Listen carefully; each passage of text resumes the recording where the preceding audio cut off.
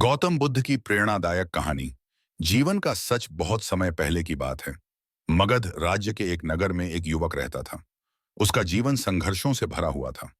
वह हमेशा दुखी और निराश रहता था। उसके मन में अनेक प्रश्न उठते थे। आखिर जीवन इतना कठिन क्यों है? क्यों हर बार जब मैं सुख की ओर बढ़ता हूं तो दुख मेरे सामने आकर खड़ा हो जाता है? क्या ऐसा कोई तरीका है जिससे मैं अपने दुखों से मुक्त हो सकूं? युवक ने अनेक विद्वानों और पंडितों से अपने प्रश्नों के उत्तर खोजने की कोशिश की, लेकिन कोई भी उसे तृप्त करने वाला उत्तर नहीं दे सका। एक दिन उसने सुना कि महात्मा गौतम बुद्ध पास के एक गांव में आए हुए हैं और वहां उपदेश दे रहे हैं। यह सुनते ही युवक का मन उल्लास से भर गया। उसने सोचा, यदि कोई मेरे प्रश्नों का उत्तर दे सकता है तो वे केवल बुद्ध ही हो सकते हैं। आप ज्ञात मायागी रहे थे। युवक ने बिना देर किए बुद्ध के दर्शन करने का निश्चय किया और अगले दिन प्रातःकाल वहां पहुंच गया, जहां बुद्ध अपने अनुयायियों को उपदेश दे रहे थे। बुद्ध के दर्शन करते ही युवक की आंखों में आशा की किरण जाग उठी। उसने विनम्रता से प्रणाम किया और कहा, गुरुदेव, मैं बहुत दुखी हूं। मेरे जीवन में अनेक कठिनाइयां हैं और मैं समझ नहीं पा रहा हूं कि इनसे कैसे बाहर निकलूं। मैंने बहुत प्रयास किए, लेकिन सुख मेरे पास ठहरता ही नहीं। कृपया मुझे कोई ऐसा उपाय बताइए जिससे मैं सुखी हो सकूं। बुद्ध मुस्कुराए और बोले, वत्स, तुम मेरे साथ नगर में चलो। मैं तुम्हारे प्रश्न का उत्तर वहीं दूंगा। युवक आश्चर्यचकित था। वह सोच रहा था कि बुद्ध उसे अभी उत्तर क्यों नहीं दे रहे, लेकिन उसे बुद्ध पर पूर्ण विश्वास था। इसलिए निशार आखिर बेश क्वेश्चन आया गया है, इसलिए वह उनके साथ नगर की ओर चल पड़ा। रास्ते में बुद्ध और युवक को एक बूढ़ी स्त्री मिलती है, जो जोर जोर से रो रही थी। उसके आंसू रुकने का नाम ही नहीं ले रहे थे। बुद्ध कुछ क्षण उसे देखते रहे और फिर युवक से बोले, वत्स, इस स्त्री से पूछो कि वह क्यों रो रही है। युवक स्त्री के पास गया और नम्रता से पूछा, माँ, आप इतनी दुखी क्यों हैं? क्या मैं आपकी कोई सहायता कर सकता हूँ? बूढ़ी स्त्री ने आंसू पोंछते हुए कहा, बेटा, मेरा एकमात्र पुत्र कुछ दिनों पहले बीमार होकर मर गया। वह ही मेरा सहारा था। अब मैं बिल्कुल अकेली रह गई हूँ। मेरे पास कोई नहीं जो मेरा ध्यान रख सके, कोई नहीं जो मेरा सहारा बने। मेरा जीवन अब शून्य जैसा लग रहा है। बुद्ध उसकी पीड़ा को समझ चुके थे।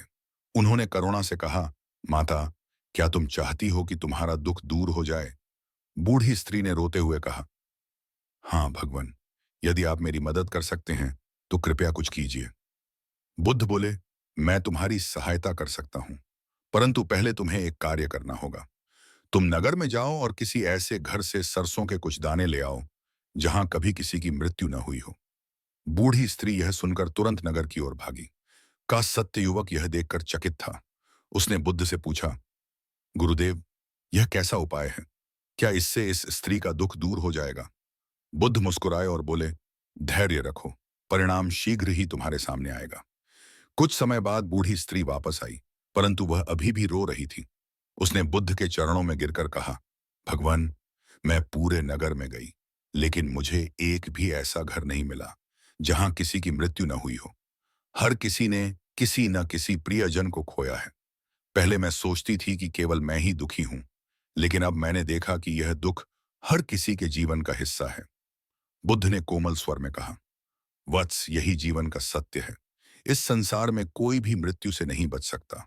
दुख हर किसी के जीवन का हिस्सा है, परंतु दुख को स्वीकार करके, उससे सीखकर और अपने जीवन को समझदारी से जीकर हम दुख से मुक्त हो सकते हैं। बूढ़ी स्त्री को यह सुनकर वास्तविकता का बोध हुआ।